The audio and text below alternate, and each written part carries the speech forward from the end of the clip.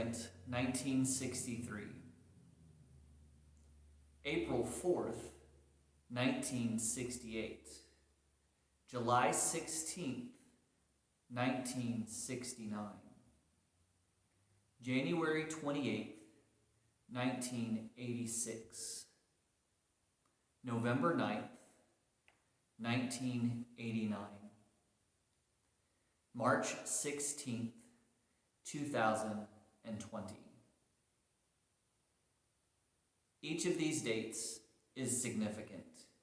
Each of these dates mark an important event that happened in the last 60 years. For some of these dates, you will remember exactly where you were.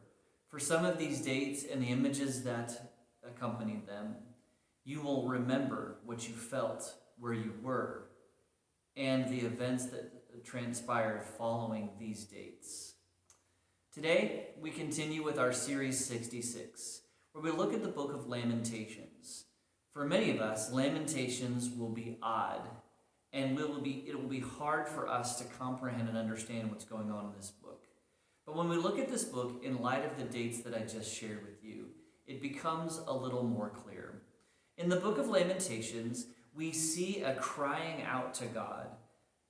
Most scholars believe that the author of this particular book was an eyewitness to the events that took place when the people of Israel were taken into captivity by the Babylonians.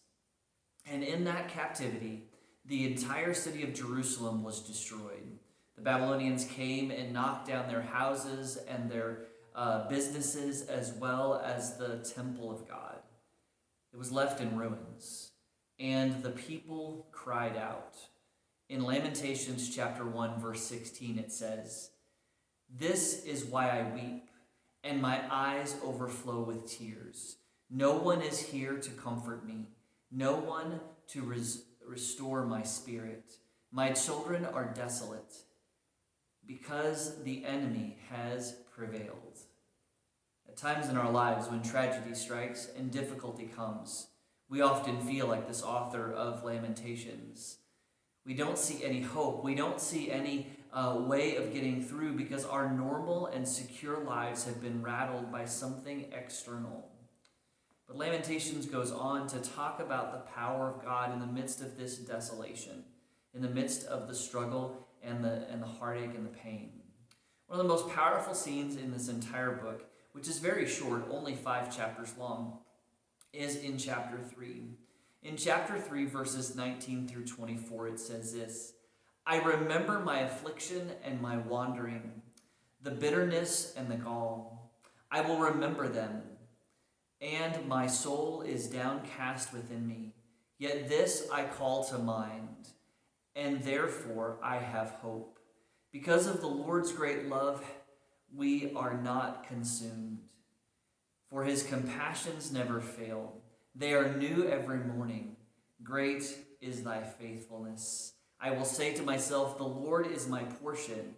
Therefore, I will wait for him." Throughout this book, there is a heart cry of pain, agony, and hurt because the city has been destroyed and the people have been taken to a foreign land. My friends, we often are shaken to our core as well by many things.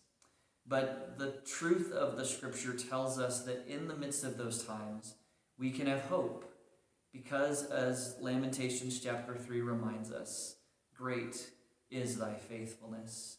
You may recognize some of these words as the content of one of the hymns that we sing in our United-Methodist hymnal, entitled "Great is Thy Faithfulness." The author of this particular hymn shares his story in writing the hymn as not something dramatic and overarching or some instant that made him realize this truth, but the fact that his faith journeyed with him throughout his life, and he wrote the fact that every morning he sees new mercies of God. The song "Great is Thy Faithfulness" has these words, "Strength for today and bright hope for tomorrow. Great is thy faithfulness, great is thy faithfulness. Morning by morning new mercies I see. All I have needed, thy hand hath provided. Great is thy faithfulness unto me." I love these words, particularly in this particular verse of the song. Strength for today and bright hope for tomorrow. This is really all that we can ask for God. Yes, we have desires in our hearts and things we'd like to see happen for ourselves, our family, our friends, our churches, our communities. But ultimately, what we need is to meet each day's challenges with the love and the grace of God. Strength for today. It is my prayer and my hope that as you study, read, and reflect upon Lamentations, that this will echo in your mind. That those people who dealt with the destruction of their community and being brought into slavery and captivity understood that God was faithful and that they would have strength for that particular day, but also that we would have hope for tomorrow.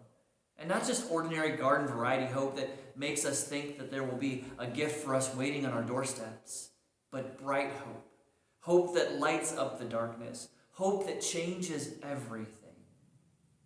My friends, I hope this is a blessing to you today, and I encourage you as we continue through Series 66 to dive into the Bible and to understand its power for you, that you may have this same faith as those biblical writers so long ago continue to echo through the ages for us. God bless you, and have a great day.